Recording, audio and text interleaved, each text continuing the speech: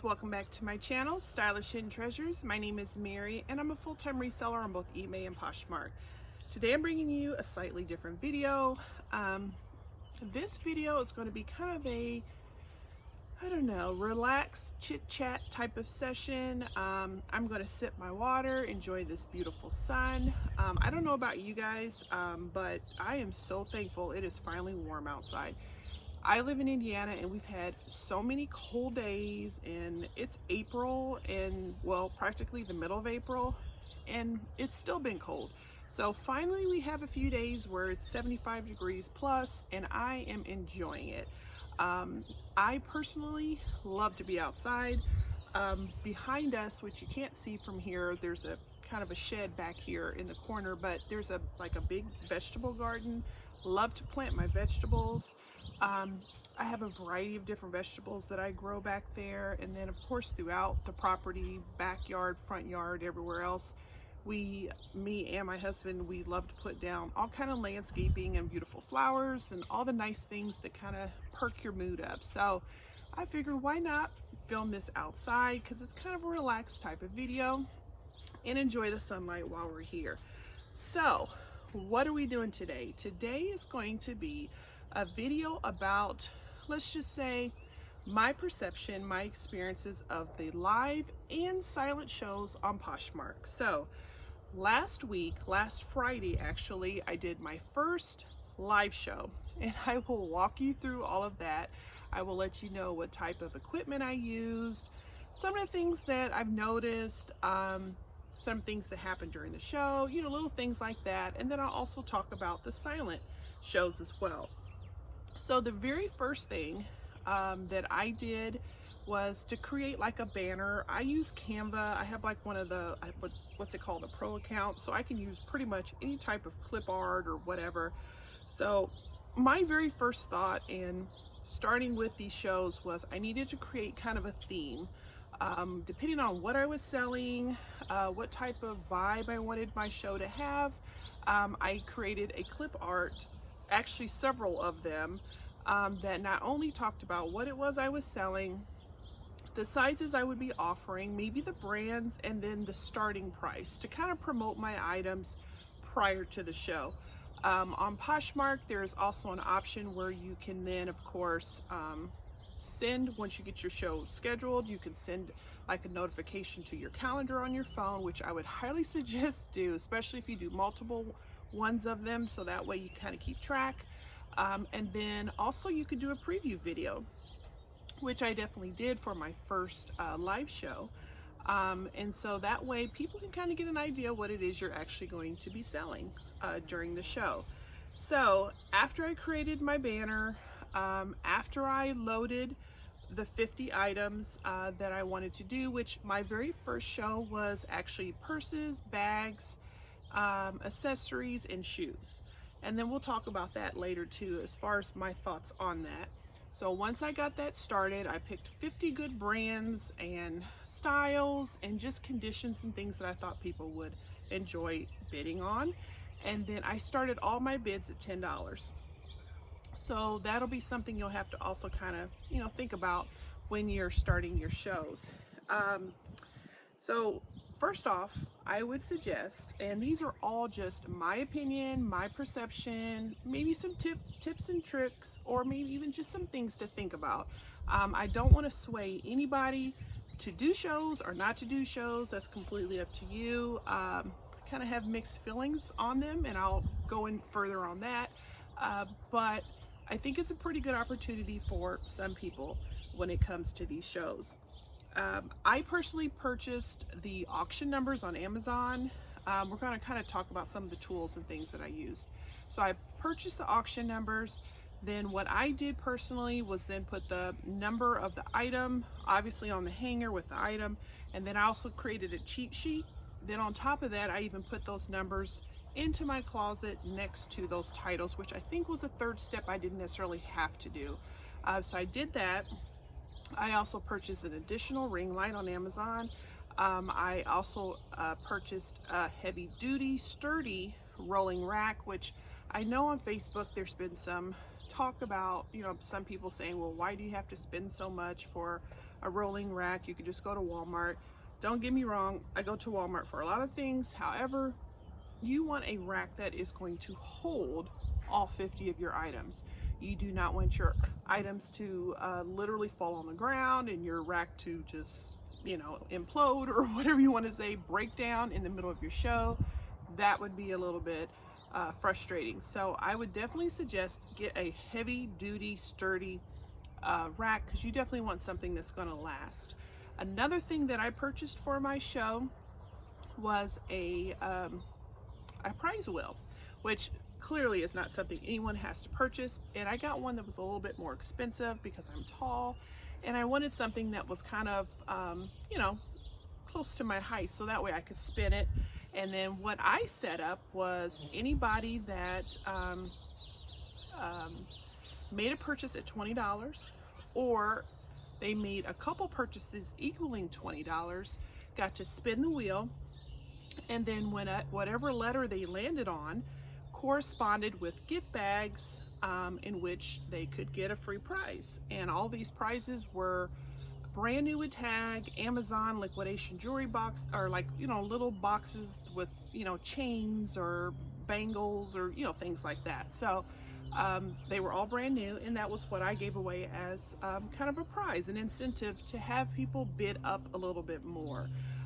So those were kind of the tools I had. And then of course I turned on Spotify from my phone, and I just airdropped it to the TV that was in the room that I was doing the auctions on. So that way I was able to have music in the background and create a, you know, kind of an environment. So yes, it's a lot of work and it was fun, but I will kind of go into a little bit more detail. So here's my thoughts.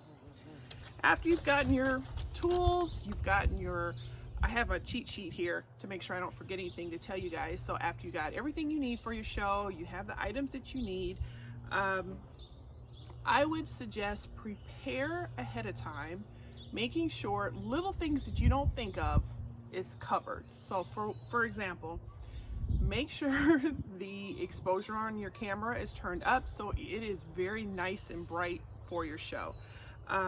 Also make sure you turn your volume up, which I had my phone on mute and didn't realize it until almost the beginning of the show. Another thing is, when you do the live shows, depending on how you're used to filming, usually I film in a landscape mode, which is this way. Well, it's definitely vertical and much smaller. So I had to kind of crunch a lot of things to fit into the window of my phone that I didn't plan ahead of time, which happened 4 minutes before the show.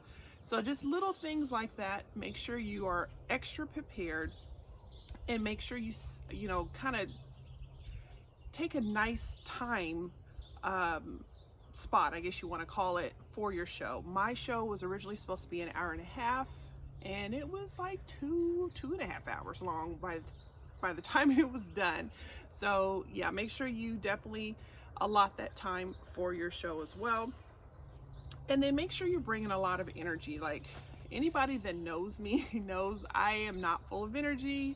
I am a laid back, cool cat type of girl, but you got to bring a little bit of energy. You want to make sure you are engaging in your customers on your chat, following your chat, answering questions, and really talking up the item. I mean, like, why did you pick this up? Or why do you think this is a good item for someone to purchase? You know, on and on and on. Things that will help, I guess you want to say, persuade someone to place a bid. So I personally think that doing a show around 7 o'clock is an excellent time. Now, like I said in the beginning of the video, I did one live show. I have another live show scheduled tomorrow, and I did, over that weekend, I did 11 silent shows. Yes, guys, I know that sounds excessive, but there's a reason. I was doing it kind of like a test thing. I wanted to see what was selling good in the silent shows, what brands, I wanted to see what price points, and I wanted to see what times was working out for people to actually be in the show. I was kind of surprised, even like on Easter after I ate and we were all kind of sitting around relaxing. I had another show that I started, which actually did pretty decent. But I didn't even think anybody would be on a live show on Easter, and there were some people that were on there. One thing I also noticed is there are not a lot of people at all in these silent shows. Now, I've heard people say that some people do silent shows and they do really good. I I didn't see them, like literally, and I've been looking for the past 2 weeks, and most of the silent shows that I see have a very low number of people, and then when you find one or two that have a decent amount, there's nobody buying anything. And that's something that I kind of found out too when I did my silent shows, is there would be some traffic maybe like on the home show, the plus size show, and even the jewelry show that I did, but nobody wanted to pull the trigger. Now, I understand some people with silent shows may not engage in comments and stuff too much, but y'all, I was like commenting, I was, you know, saying happy Easter everybody, and what do you guys think about this, or is there anything you want me to show? I was literally engaging in the chat, and it was crickets. Like, nobody was talking back. Most of the shows I got no bids, even when I would like literally place things down to like $5.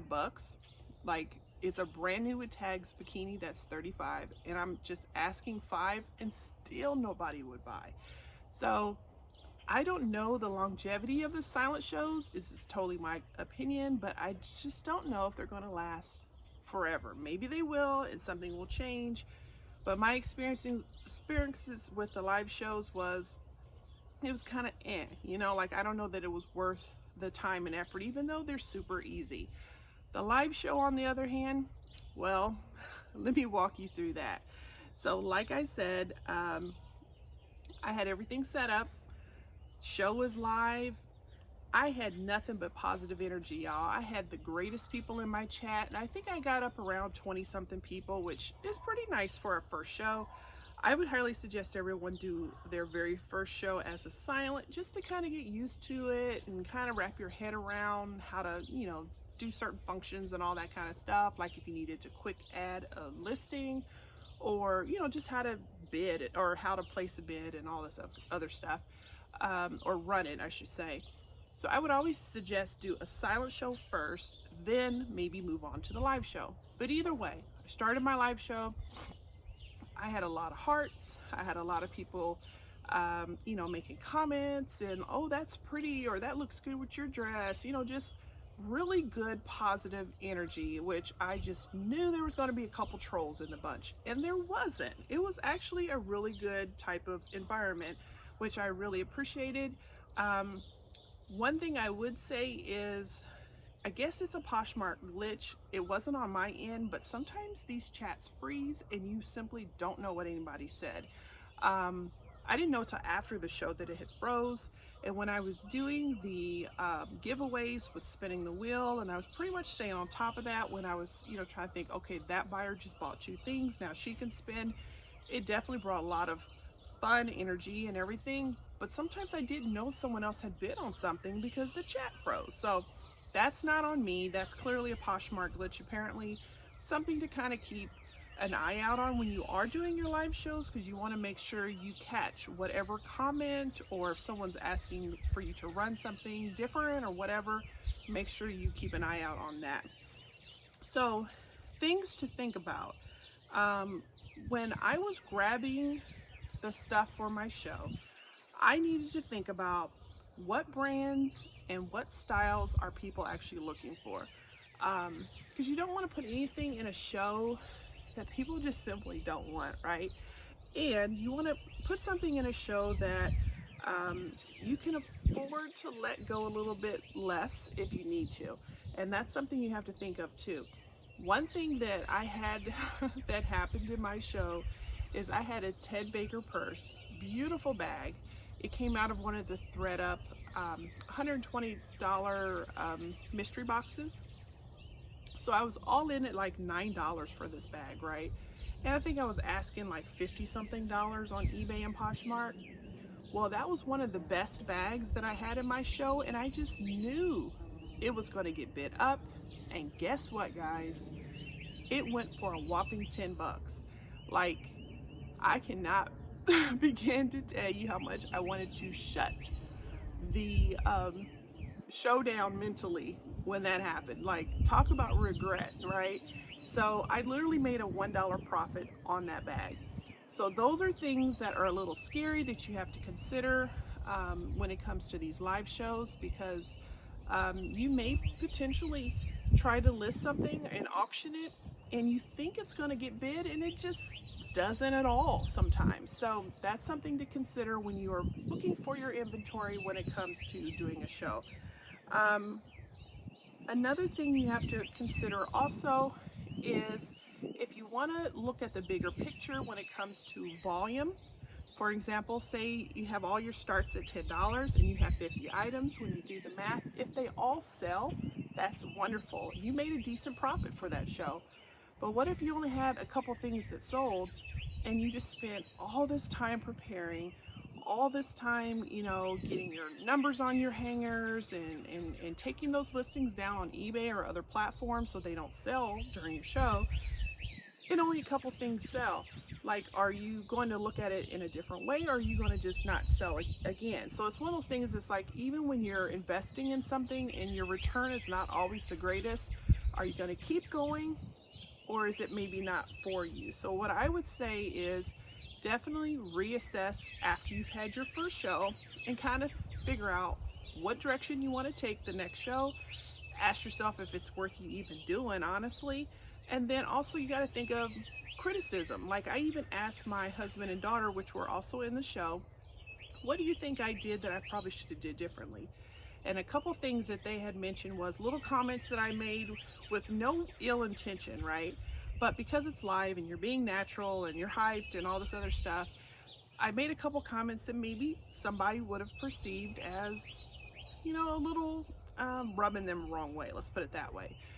For an example, I had an item that I started to put an $8 starting bid on, and then I actually said it out loud instead of thinking in my head, oh, I can't put that low because this is worth X amount of dollars brand new. Like, I'm thinking I'm trying to get their head wrapped around why I'm bringing up the bid higher, but in actuality, you know, the customer doesn't really need to hear that. So it's little things like that. You might want to kind of take a step back and think about what you're doing and saying during the live shows, just so that way you don't kind of put your foot in their mouth. And I did that a couple times. I don't think I offended anybody, but something that I definitely learned that I can fix on my next show. So what are the pros to doing a silent then, right? First of all, silent shows are easy, and I mean beyond easy. Like, guys, I was outside watching the dogs play during one show. I was watching a TV show on another. I was sitting on a couch at my in-laws on Easter on another. I was driving on one, going somewhere with someone. It is a completely unlimited amount of shows you can literally have in a day with silent shows and still have a life. But here's the thing. Like I said before, these shows don't have a lot of people in them. I'm just sorry, they just don't. They're not as popular, they're not engaging, they're simply not as fun. And regardless what prices you put on things, guys, it's a hard sell. Did I sell anything on the silent shows? Yeah, around 80 bucks. But guess how many shows I had to do to make that 80 bucks? Like 11 shows. 11. So you gotta figure out the time you invested in it and your return. Is it worth it? I don't know. Let's just say in the last few days, I haven't done a silent show for a while. So another positive thing with a silent show, other than it being easy and you can really be anywhere, you can be mobile, you can do multiple different things, it's definitely less stressful. One thing I noticed with the silent shows, like for example, all my inventory is kept at a separate location. I have 2 storage facilities where I keep all my inventory. I think I mentioned before, guys, I have like 4,200 items. There's no way in the world I can have that all in the house without looking like a hoarder. So I keep it all off site. But when you're doing a silent show, you don't have to bring all of that and put it on camera and set it up and haul that from one location to another. You don't have to do that, because if it doesn't sell, it can still stay where it's at. On live shows, you have to go through that legwork as far as getting all that stuff and organizing it, making sure it's steamed and pressed and all that good stuff. So there is definitely a positive to a silent show. Now, negatives, I think I had mentioned before, traffic is super slow. I would like on the home show, I think was the highest amount of people I got in the show at one time within like maybe a 5 or 10 minute time frame. I got up to around 25 people, and then it dropped within a 2-minute time to like 8, like 25 to 8. And these were brand new with tag comforters and just nice stuff, not crappy stuff that you're thinking, okay, well, they probably left because you weren't selling anything good. No, I actually was selling nice stuff at a really good price. Guys, they just don't stay. They don't engage, they don't stay. There's been a couple people that did throw out a little comment, and they were being nice and, you know, engaging a little bit, but for the most part, it's kind of a stale type of way of doing a show. Unfortunately, I hope that changes. There's almost no interaction with the customer. And then it's just kind of, what's the word I want to say? I don't know, it's just kind of boring. Like, I mean, it's easy, but it's kind of boring. So those would be the cons when it comes to having a silent show. Now, as far as the pros to having a live show, well, let's just say, and it's completely the truth, it is fun, guys. Like, I don't care if you're an antisocial person, like I generally am. I had a good time, like, for real. I had great energy in my crowd. I had people that were very positive and encouraging, and a couple times I mentioned, because I did like a rookie mistake and I said that, and they were like, oh girl, you got it, you're doing great. Like, that's cool, right? And I had a really good experience, so it is very fun. The interaction, in my opinion, equals sales all day. I think you being able to show an item and show how it flows and how it moves, whereas when a typical, you know, listing on Poshmark or eBay, it's just there, right? It's just there. I mean, you can have the greatest lighting, you can have the greatest description, but a person can't really see how it moves when you lift it up. A person can't really see the true color sometimes. So live shows can have a lot of great benefits, even for the buyer, when it comes to really having an idea what it is that you're selling. Now, as a whole, people love to be entertained. So I think that's what's great about live shows too, is people sometimes have, well, it's not great for the seller, but people oftentimes have little to no intention on buying anything. But if you create the right type of atmosphere, you can definitely change that on these shows. Maybe a person didn't really have any intention on buying anything, however, you just brought it, right? And then all of a sudden they're hyped about it, you hyped about it, and they buy it. So I think that is a great thing about live shows as a whole. And I think also the potential to make a lot of money in a very short amount of time is definitely there. Now, I know you guys, before I get into the cons of live, I know you guys thinking, well, what did you even sell? Did you really even make any money on the live show? Yes and no. So yes, I made money. I think I made around $120, which I know sounds like chump change. I get it, but it was my first show and I was trying to learn. I learned some things, and that is hold your ground on what it is that you feel that item is worth, even at the rock bottom price. There were things that I started the bids off at $10. I had a ton of Coach purses, Kate Spade, Michael Kors. I had a lot of vintage things. I had Fossil. I had a lot of good brands. Some of that stuff, y'all, I feel like I just practically gave it away. So one suggestion I would definitely say when it comes to doing your live shows is make sure you kind of stay true to what you feel this item is worth. And I know I'm kind of sounding contradicting, because in my What Sold videos, I have mentioned before that I'm learning myself to not have the emotion so much into my items. Like, I think it's worth this, therefore I am just holding ground at that. Like, you can't really do that with thrifted items, especially if you went to the bins, you bought that item for like $2 and you're asking 50. Come on now, if somebody, you know, wants to buy it for 40, are you really not going to sell it because you're only in at $2? Like, that kind of mentality. Well, when it comes to live sales and you're already giving people an awesome deal, like, don't give no Coach bag away for no $5. I did it at 10 and I feel like a bit of a fool in some cases. Like, I've definitely learned, let's put it that way, when it comes to my pricing on these shows. If I end up only selling a couple things, I'm going to be a bit bummed. However, I know that item is going to sell for so much more if I just hold on to it. And those are things that you may have to consider. Not saying to steer you away from live shows, but something to consider when it comes to pricing for these type of shows. Now, as far as cons, it is a lot of work. Like, like, you guys, if you're doing it right, you're setting up your stuff, you're getting your things organized, yeah, it's a lot of work. It no doubt is a lot of work.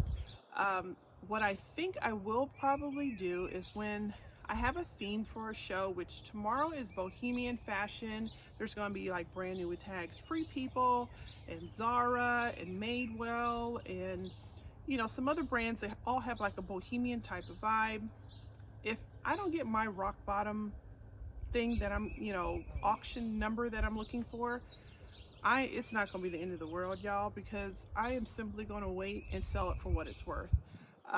But if I can do a reasonable price at $10, $12, $14 on everything, and it is actually bid on, then I'll stand to make a decent amount of money that night. One thing I would suggest that I did is create like a cheat sheet. A cheat sheet that has like, okay, some people pre-put their bid amounts into their listings, which you have that option on Poshmark. I don't do that. But if you create a cheat sheet, and so you say, okay, if I put it at $10, this is what my profit will be. If I put it at 12, this is my profit. If I put it at 5, this is my profit. I think that's smart. And the reason why I say that is because when you're doing a live show, you get caught up into the excitement and everybody wants a great deal and they're hyped up and you're hyped up. And it's so easy for you to say, okay, I'll start this at 5. And you're not really stopping to think, after Posh takes their cut, what are you actually really making? And you want to hope that item bids up, but you have no guarantee that it will. And so I think having a little cheat sheet keeps you accountable for what it is you're actually asking. So definitely, that's just a little small tip that I would suggest for people. Another con would be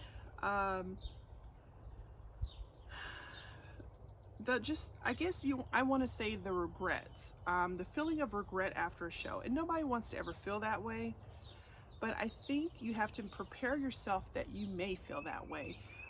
Try not to get too attached to your items. However, look at the weight. So if you go to the bins and you know it's a pair of jeans and it costs you $2.50 to buy that item or something, you know, you don't want to start off your bids at maybe $5 or $6 because you're not really going to make nothing after fees. So you need to make sure you factor in the weight, the cost of good for that item.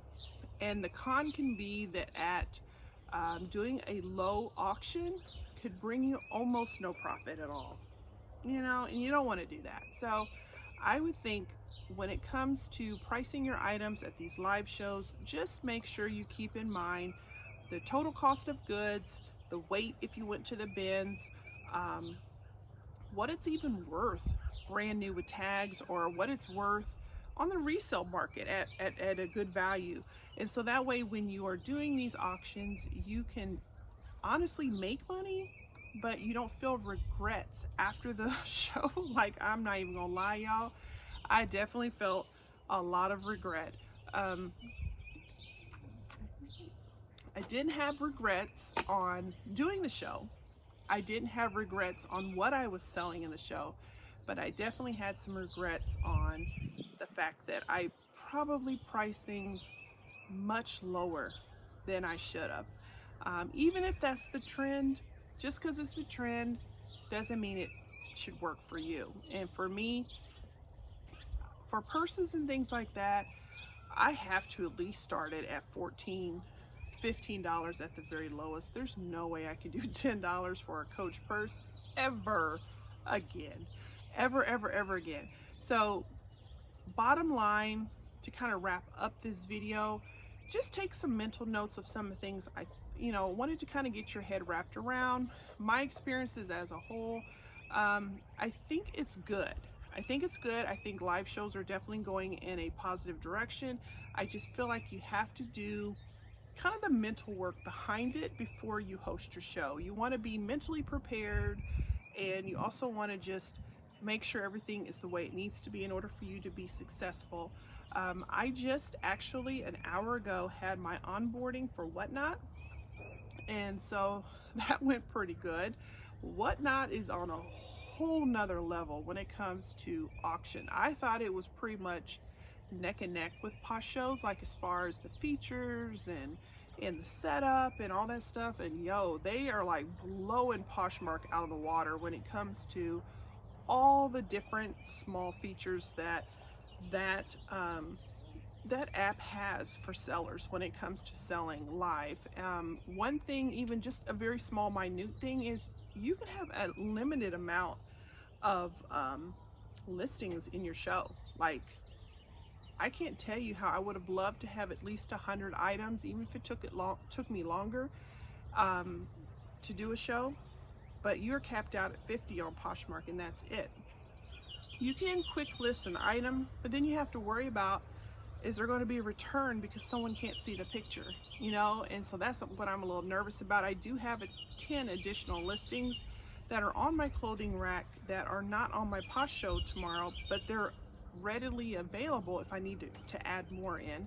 I wish I didn't have to do that. And then the prize wheel and things like that, I think Posh just sent something out where maybe we're not supposed to do that, so be very quiet.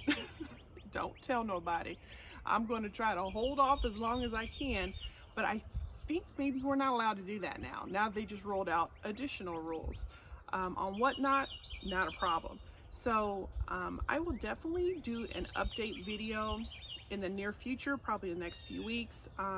One of the things about Whatnot is, like, I did my onboarding today. They gave me full access. However, they kind of make you jump into the water, like head first, because within the first 10 days of onboarding, you have to immediately create a show. Like, it's not like, let me have a couple weeks to wrap my head around really learning the platform and all the features, which is how I like to do it.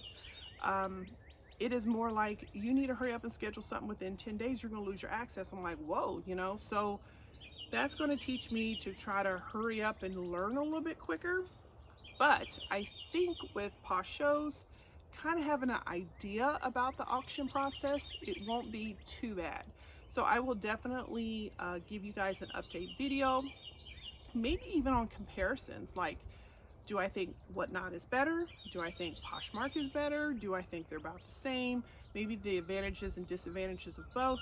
And I think that would be helpful for somebody when it comes to trying to get a really full picture on if live selling is right for you and which platform would maybe be the best fit. So I hope you guys enjoyed this video. I did not realize that there's bird right behind me during the whole video, so I hope it didn't gross nobody out. We are in the nature, so that's kind of what goes with it. But I hope you enjoyed this video. I hope you find this informative. One thing I noticed with when I was wanting to start on lives, that there's a lot of like bits and pieces even on YouTube, but there's not like a full like meat of a video that gives you like all the information, right? So if you guys want anything additional, maybe you want to know how I created my banner on Canva, if you want to know how to actually create a listing on your auction, which is so easy, but if you want to know anything like that, guys, drop me a comment. Let me know what you would like to see a little bit more of, so that way I can help you guys out. This is definitely a channel where we all help each other. So like I said, I hope you guys enjoyed this video. Please consider liking and subscribing if you are not already. Thank you to all my subscribers, because I just hit 200, which is awesome. Any type of milestone in YouTube is a milestone for me. So I am just thankful for all y'all and all of your support. And I'll see you guys in the next video. Thanks, guys. Bye.